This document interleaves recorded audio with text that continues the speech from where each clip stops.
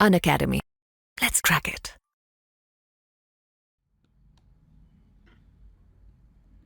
Hello everyone, how are you doing? जैड जल्दी जल्दी अब पास में आ रहा है, तो कैसी चल रही है आपकी प्रिपरेशन? फर्स्ट ऑफ ऑल तो मैं आपसे यही पूछना चाहूँगी।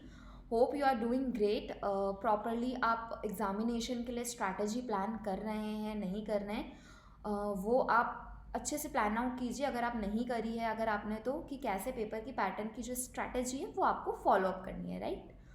अगर किसी का कैट अच्छा नहीं गया है, तो कैट अगर अच्छा नहीं गया तो अब क्या, ऐसा तो नहीं है ना कि आप दूसरी चीज़ें को भी भूल जाएं। हमारे पास अभी भी दूसरे अच्छे ऑप्शंस अभी हैं बचे हुए।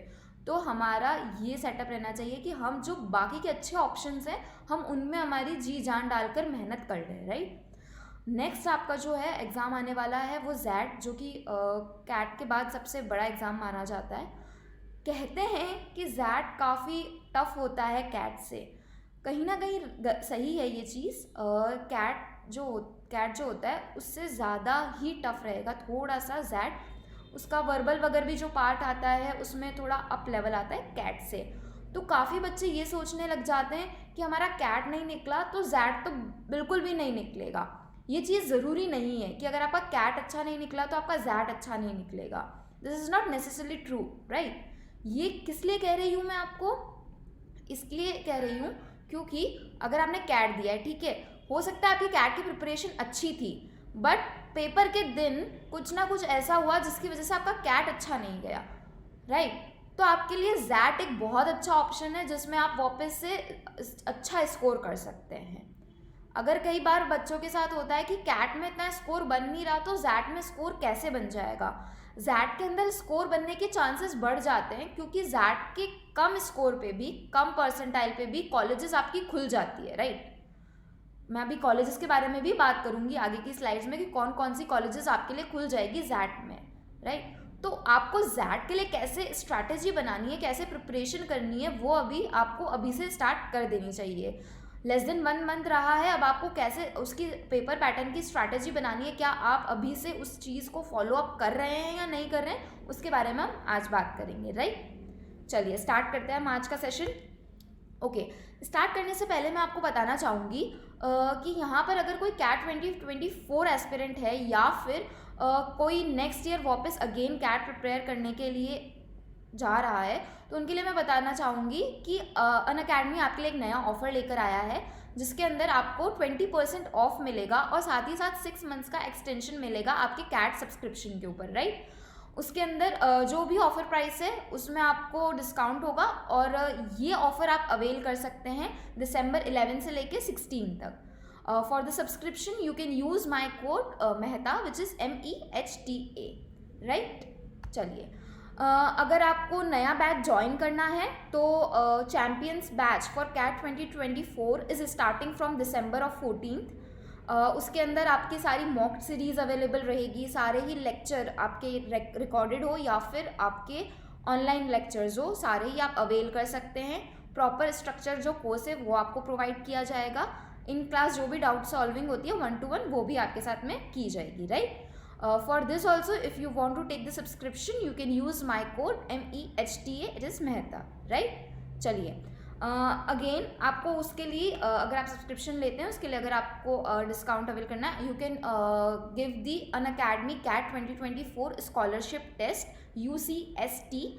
इसको इसके अंदर आपको अप टू 75% स्कॉलरशिप मिलेगी आपके ऑनलाइन प्रोग्राम के ऊपर और साथ ही साथ में आपका टेस्ट एनालिसिस भी कराया जाएगा। ये आपका टेस्ट होने वाला है दिसंबर ऑफ 24th को, जो कि होगा 12:30 पे, 12:30 PM। और इसके अंदर आपके पास 1 आवर का टाइम रहेगा जिसके अंदर आपको 30 क्वेश्चंस आपको करने रहेंगे, ठीक है? तो अगर आपको ये टेस्ट देना है तो you can enrol it for now.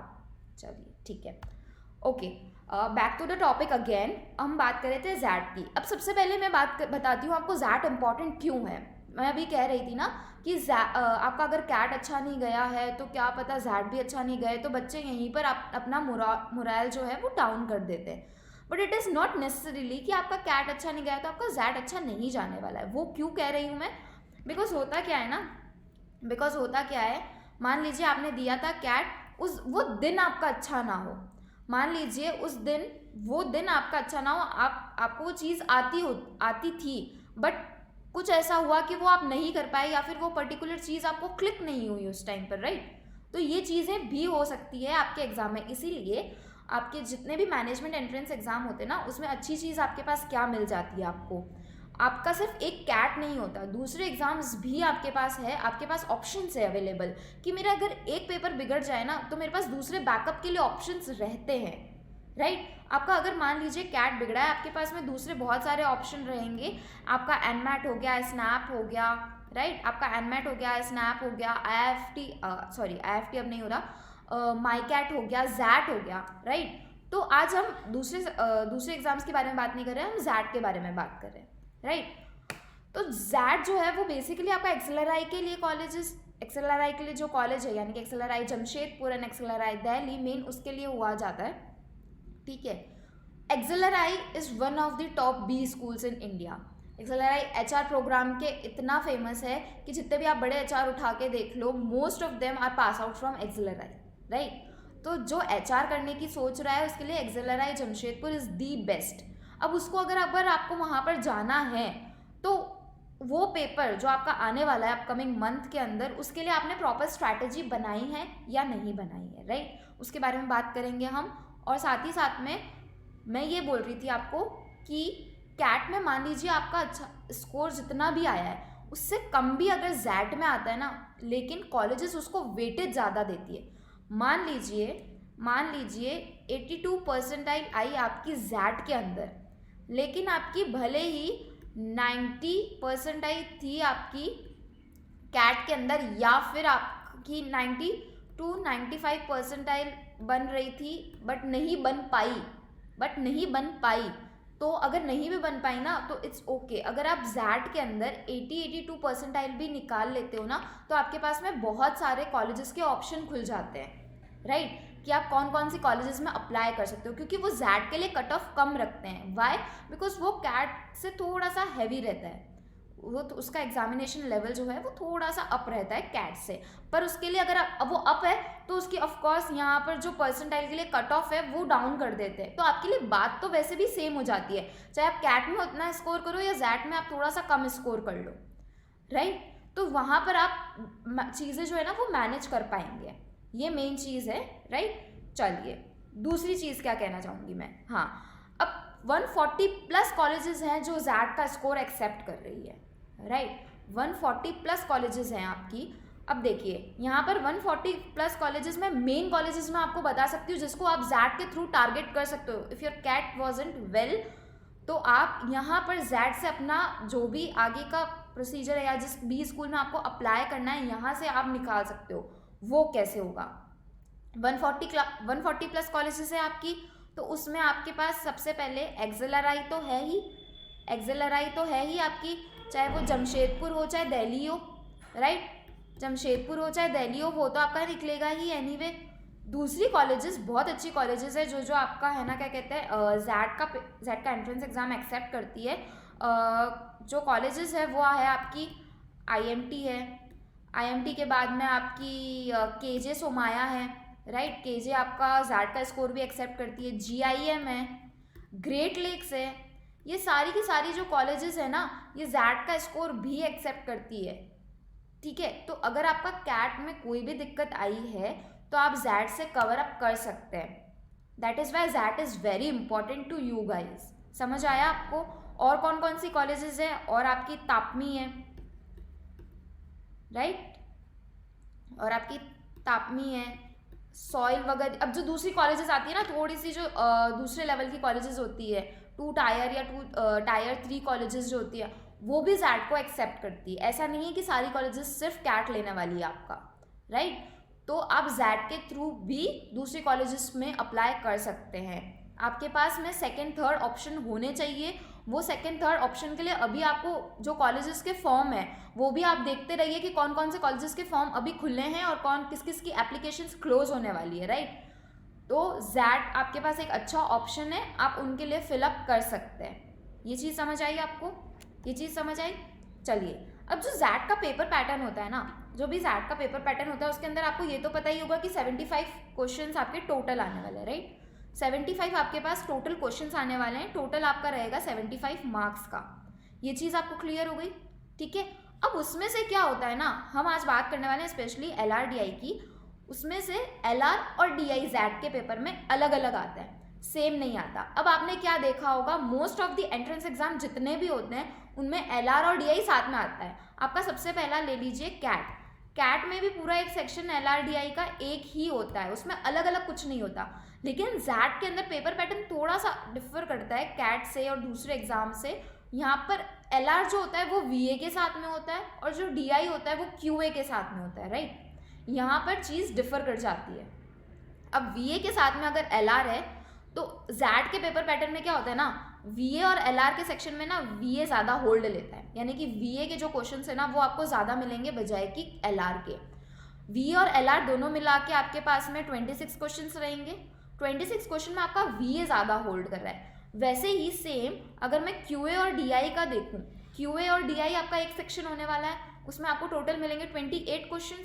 अगर मैं QA DI में देखूँ तो QA के जो क्वेश्चन है ना वो ज़्यादा होल्ड करेंगे DI के, मतलब कि QA के क्वेश्चन ज़्यादा होने वाले हैं DI से।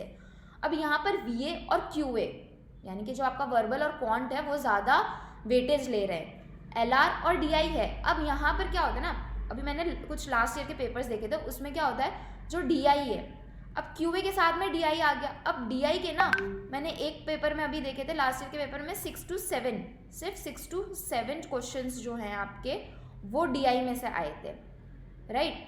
एक पेपर देखा था मैंने जिसमें क्या था, 2 सेट थे, सिर्फ 2 सेट थे, सेट आपके पास में सिर्फ 2 ही थे और टोटल क्वेश्चन कितने थे DI के, 6, राइट। तो DI वेटेज जो है ना आपका वो बहुत कम रख रहा है, DI जो वेटेज है वो बहुत कम रख रहा है, राइट। तो ये चीज़ भी आपका वहाँ से भी कवर अप कर जाता है, आपको पता चल जाता है कि आपको DI कितनी प्रैक्टिस करनी है और क्वांट कितनी प्रैक्टिस करनी है। ये चीज़ समझ आई आप सबको, ये चीज़ समझ आई।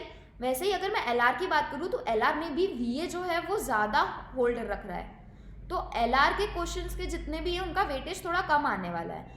अब यहाँ पर LR और DI में किस टाइप के क्वेश्चंस आपको मिल सकते हैं जैड में, अगर आपने प्रिपेयर किया है कैट के लिए तो वेल एंड गुड, वो लेवल आपने कर लिया है, उस लेवल के क्वेश्चंस आपने कर लिए हैं तो आपको इतनी दिक्कत नहीं आने वाली है जैड के अंदर, राइट। अब क्या होता है ना, कैट के अंदर LR और DI का मिक्स सेट भी आ जाता है कि कुछ डेटा दे रखा है, उस हिसाब से आपको केसलेट भी दे रखा है साथ ही साथ, और उसमें से आपको इंटरप्रेट करने क्वेश्चंस और उनके आंसर्स।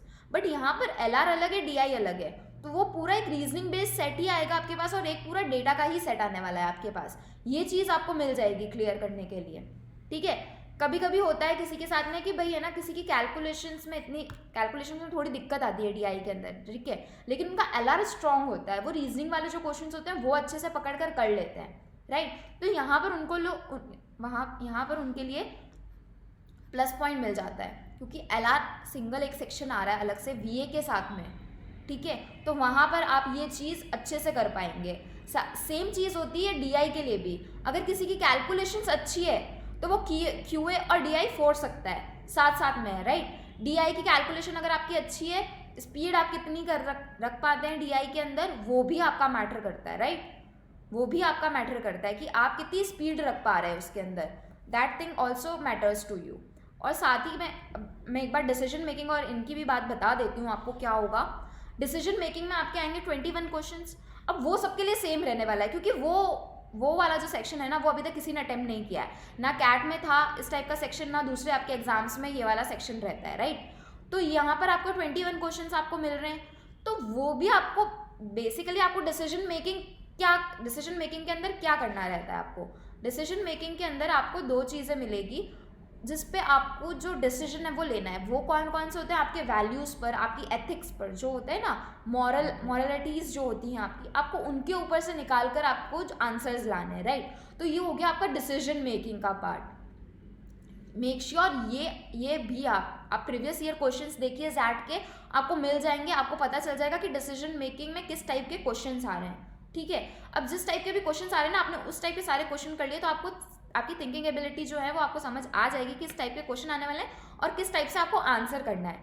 तो अब ये वाला सेट जो है ना, ये सॉरी ये वाला जो सेक्शन है ना आपका डिसीजन मेकिंग का, ये आप अच्छे से निकाल सकते हो अगर आप इसमें अभी से ध्यान दे दो। अभी जितना टाइम बचा है उसमें अगर आप डिसीजन मेकिंग के लिए भी अच्छे से आप प्रिपेयर करो, तब भी आपका जो जैट का पेपर है वो अच्छा निकल सकता है, राइट। तब भी आपका जैट का पेपर अच्छा निकल सकता है। आपकी जैट के लिए टाइम लिमिट जो है, यानी कि जो कितने टाइम का आपका पेपर रहता है, 2 आवर 45 मिनट्स का रहता है, यानी कि आपका 165 मिनट्स हो गया। ये जो है इसके बाद में जीके और जीके एंड एसए का भी एक सेक्शन आता है, राइट। बट वो आपका काउंट नहीं होता है जैट के स्कोर में, वो जैट के स्कोर में आपका काउंट नहीं होता है जीके एंड एसए वाला। डिसीजन मेकिंग होगा, क्यूएडीआई होगा, वीएएलआर होगा, लेकिन जीके एंड एसए जो है वो आपका जैट के पेपर यानी कि जो स्कोर आपका बन रहा है उसके अंदर काउंट नहीं होगा। तो you can attempt it on normal level, कि मतलब उस पर आपको बहुत ज़्यादा एफर्ट डालने की ज़रूरत नहीं है। एफर्ट आपको कहाँ डालना है, डिसीजन मेकिंग में डालो, जहाँ आप एक्चुअल में अच्छा कर सकते हैं, राइट। ये चीज़ ज़रूर मेक श्योर करना। क्यूएडीआई में मैंने आपको बता दिया, क्यूए में अगेन अरिथमेटिक और ज्योमेट्री अच्छा होल्ड रखेगा। क्यूए में अरिथमेटिक जो है ना आपका वो भी अच्छा होल्ड रखेगा। अगर आपके 28 क्वेश्चन आ रहे हैं, उसमें से मान लो 6 to 7 क्वेश्चन आपके अगर आ रहे हैं डीआई से, राइट, 6 to 7 क्वेश्चन अगर आप मान लीजिए डीआई के आ रहे हैं अगर आपके, तो अप्रॉक्स 19-20 क्वेश्चन आपके 20 क्वेश्चन बचते, 20-21 क्वेश्चन बचते हैं आपके। उसमें से मैं अगर कहूँ कि 6 to 7 अगेन अरिथमेटिक से अगर आपके पास क्वेश्चंस आ रहे हैं, तो आपके पास अगेन एक स्ट्रॉन्ग पॉइंट हो जाएगा। जिसका अरिथमेटिक अच्छा है उनके लिए बहुत अच्छी चीज़ है कि आप उसको और स्ट्रॉन्ग करके रखें, ताकि अरिथमेटिक का जिस टाइप का भी आपका क्वेश्चन आए वो आप प्रॉपरली उसे सॉल्व कर पाए। ज्योमेट्री में भी आपके है ना 4 से 5 क्वेश्चन आराम से आने के चांसेस रहते हैं। ज्योमेट्री में आपके 4 to 5 क्वेश्चंस आने के चांसेस रहते हैं जैट के अंदर, राइट। तो ये चीज़ आप कवर अप कर सकते हो। क्यूए डीआई इस तरीके से आप स्ट्रैटेजी बनाओ कि मैंने डीआई किया, डीआई में कैट लेवल मैंने कर रखा है, वो रिविजन आपको करते रहना है। आपको रिवीजन रोज सारे सेक्शंस का करना ही है। आपको वीए के लिए आरसीज जो भी आपके वर्बल एबिलिटी के दूसरे क्वेश्चंस हैं वो सारे लगाने हैं। एलआर में जो सेट्स हैं 2 सेट एलआर के 2 सेट डीआई के डेली करने ही है। प्रीवियस ईयर पेपर आपको सॉल्व करना है। क्यूए के जितने भी कंसेप्ट है, अरिथमेटिक ले लो, आपके जो भी है ज्योमेट्री ले लो, मॉडर्न मैथ ले लो, अलजेब्रा ले लो, ये सारे आप एक बार रिवाइज कीजिए। अरिथमेटिक ज्योमेट्री अगर आपका अच्छा है तो उसे और अच्छा कर लीजिए, ताकि वो एक स्ट्रॉन्ग पॉइंट तो आपके पास रहे ही रहे। ऐसा नहीं है कि अलजेब्रा और जो दूसरी चीज़ें आपके मॉडर्न मैथ हो गए, नंबर्स हो गए, उनको आप छोड़ दो। बेसिक्स और मॉडरेट लेवल के क्वेश्चन उनके भी आपको आने चाहिए। मान लीजिए कोई ईजी क्वेश्चन आ गया दूसरे कंसेप्ट का, तो एटलीस्ट अगर आपको बेसिक और वो मॉडरेट लेवल तक भी अगर आपको पता है ना, तो एटलीस्ट आप क्वेश्चन को सॉल्व तो कर पाएंगे वहाँ पर। तो ये चीज़ हो जाती है, राइट। तो क्यूएडीआई शॉर्ट ऐसे आपको करना है, स्ट्रैटेजी आपको अगेन ऐसे बनानी है। क्यूआई का कंसेप्ट किया मैंने, आज अरिथमेटिक लेके बैठा हूँ, 2-3 दिन में अरिथमेटिक करूँगा, जितने भी करूँगा या करूँगी कि भाई मैंने आज रेशियो प्रपोर्शन कर लिया, परसेंटेजेस, प्रॉफिट एंड लॉस, एसआईसीआई, ये सारे एक एक करके मैंने कवर अप कर लिया 2 दिन या 3 दिन, मैक्स 3 दिन के अंदर। एल्जेब्रा उठाया 2-3 दिन में वो खत्म करके रखा, ज्योमेट्री उठाई 2-3 दिन में वो खत्म करके रखी। तो अभी आपको ऐसी चीज़ों को एनालाइज करके ऐसे स्ट्रैटेजी बनानी पड़ेगी। एलआरडीआई के लिए 3 to 4 सेट्स तो आपको करने ही करने हैं, एनी हाउ कंडीशन में आपको करने हैं। 2 सेट एलआर के करने हैं, 2 सेट डीआई के करने हैं अभी इसी टाइम से, तभी जाकर आप पेपर के टाइम पर अच्छे कर पाएंगे, राइट। ये चीज़ आपको समझ आ रही है गाइस? ये चीज़ आपको समझ आ रही है? चलिए ठीक है। तो यहाँ पर हमने क्या डिस्कस किया है आज? यहाँ पर हमने क्या डिस्कस किया है आज कि जैट का पेपर पैटर्न कैसे रहने वाला है, किस हिसाब से कितना पोर्शन जो है वो चीज़ें क्वेश्चंस कंसेप्ट वाइज होल्ड करते हैं। आपके पास टाइम लिमिट इतनी रहेगी। डिसीजन मेकिंग जो है वो आपका वो 21 क्वेश्चंस आएंगे उसके अंदर भी, उसमें आपको कैसे चीज़ों को एनालाइज करना है, राइट। ये सारी चीज़ें आपको ध्यान रखनी है आपके जैट के पेपर के अंदर। जैट आप दीजिए, स्ट्रॉन्ग होल्ड रखेगा आपका जैट। कम परसेंटाइल में भी आपको अच्छी कॉलेजेस मिलने के चांसेस हैं, तो प्लीज़ मेक श्योर कीजिए आप कि जैट का जो पेपर है वो आप अच्छे से दे ही दें एनी हाउ कंडीशन में, राइट। आपका नो डाउट, अब कैट को भूल जाओ, कैसा गया, अच्छा गया, नहीं गया, अच्छा गया, वेल एंड गुड, नहीं गया कोई बात नहीं, आपके पास सेकंड ऑप्शन अवेलेबल है, दूसरे ऑप्शंस भी अवेलेबल है, आपका स्नैप भी आ रहा है अभी, राइट। तो जो दूसरी ऑप्शंस आपके पास अवेलेबल है ना, उसमें नो डाउट आप अच्छे से कीजिए, ठीक है। जीके एंड ऐसे की बात करी हमने, वो एनीवे काउंट नहीं होने वाला है, तो ठीक है, एक बार आप देख लीजिएगा, आप करिएगा, उस पर बहुत ज़्यादा एफर्ट डालने की ज़रूरत नहीं है फॉर नाउ, राइट। ये चीज़ सबको क्लियर हो गई, समझ आ गई है यहाँ पर सबको? चलिए ठीक है। ओके, तो आई होप आज का जो हमारा सेशन था वो आपको सारी चीज़ें, अगर आपको कोई कन्फ्यूजन था जैट से रिलेटेड, कोई भी चीज़ से रिलेटेड, तो आपका दूर हो गया हो, ठीक है। कोई भी डाउट आता है मैं लाइव क्लासेस लेती रहूँगी, आप उसके अंदर पूछ सकते हैं। ओके, चलिए, see ya, bye bye and all the best for your exams.